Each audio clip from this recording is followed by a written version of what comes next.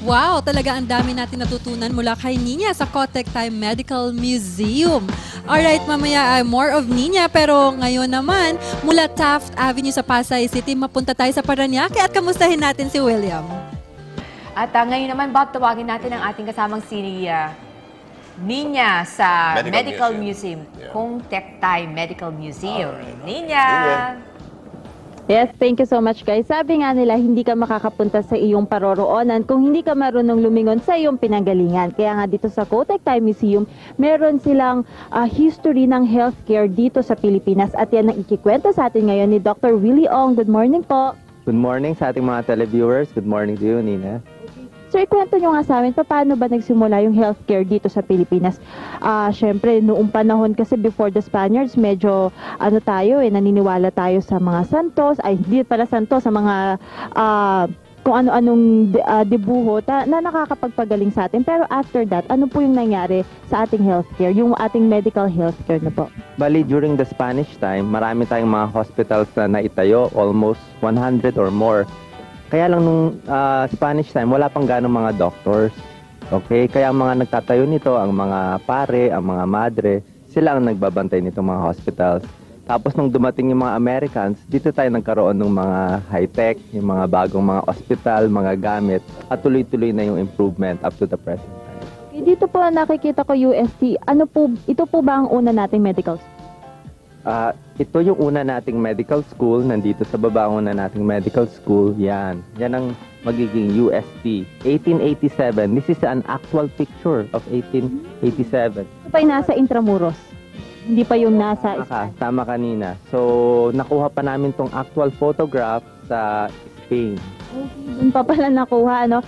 Sir, ito pong mga nakikita natin dito, ito po ba ang mga kauna-unahan, doktor? Ito po, ano po itong story? Ito. Ang pinapakita ngayon sa monitor nyo, yan yung mga unang mga graduates ng UST. Okay? Maraming mga naging sikat na doctor dyan, like Dr. Basilio Valdez.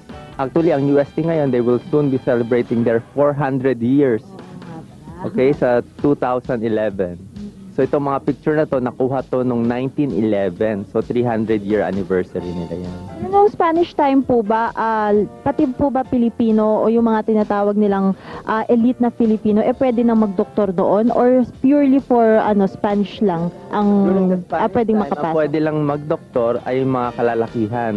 Kaya malaki rin pasalamat natin sa Americans, like with Philippine General Hospital, pwede na yung kababaihan maging doktor at mga nurse. So, yun ang mga natulong. Titignan natin yung health during 1900s. Ano po ang mga naging highlights noong 1900s? Noong 1900s, ang highlights ay maraming mga epidemya, maraming mga epidemic. Kung ngayon meron tayong SARS epidemic, doon nagkaroon ng cholera epidemic. Ito yung worst epidemic in Philippine history. 200,000 Filipinos died. 3% of the population. Ito yung mga actual pictures ng mga ilan sa mga nagkasakit ng cholera. Sa mga 1903 at iba pang pictures. During that time po, bakit hindi nagamot yung cholera kaagad? Ano po ang meron? Ano po yung mga naging balakid noon? Kasi hindi pa nila alam kung paano to gagamutin noon.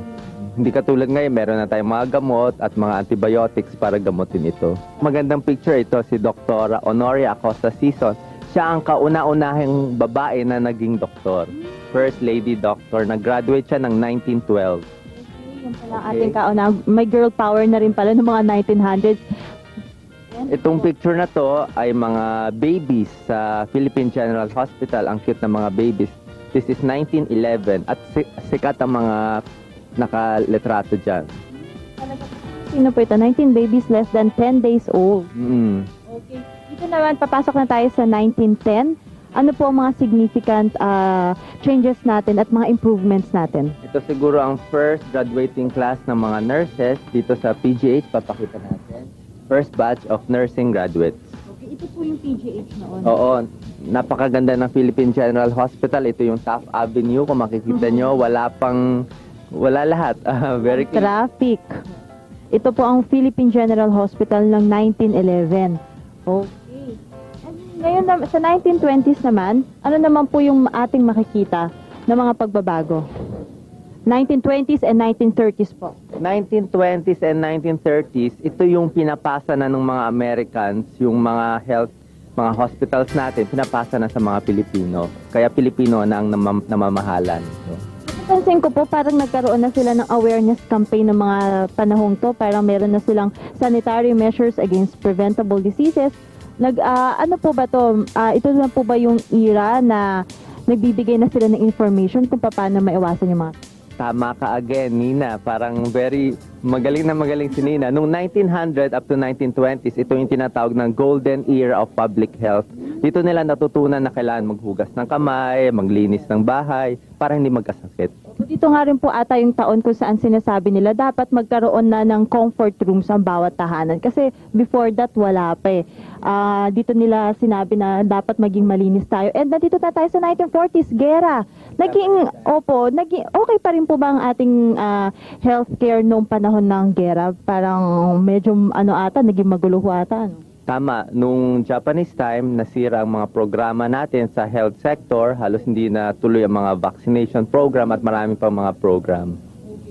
Hospital noon, parang ginawang kulungan ata eh. Tama, nakikita niyo ang PGH ay may bombing of PGH, nasira yung facade niya. Kahit kung may pasyente, talagang may ongoing war pa rin.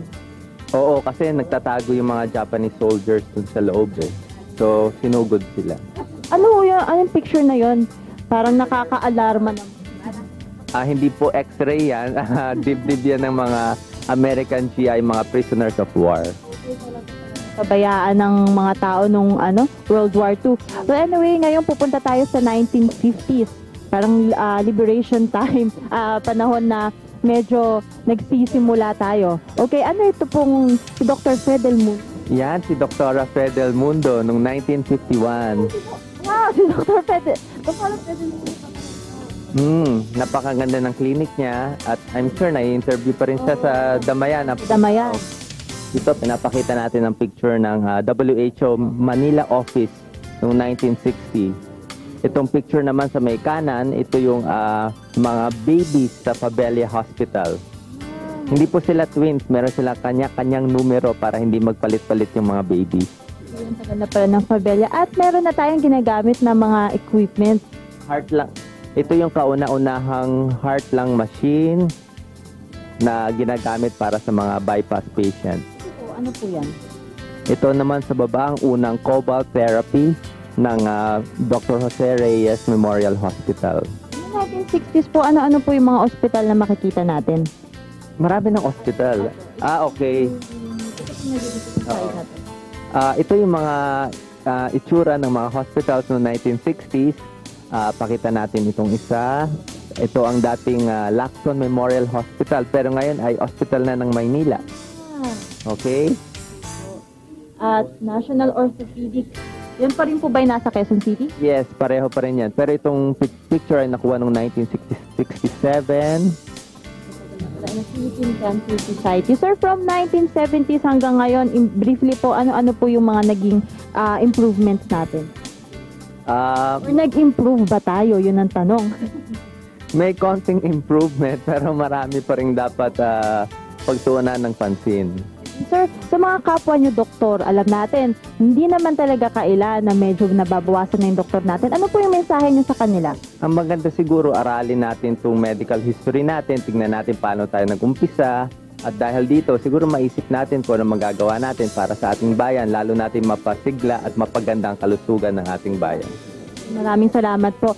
Pinaka-importante po dun yung huling sinabi ni Sir. Alamin yung inyong nakaraan para mas lalo tumindi yung inyong pagiging makabayan. Para dito kayo, para maranasan nyo rin mag-serve dito sa Pilipinas pagkat kailangan namin kayo dito. Okay, maraming salamat po Dr. Willie Ong. Marami po ako natutunan. Magbabalik po ang The Morning Show pagkatapos ng ilang paalala.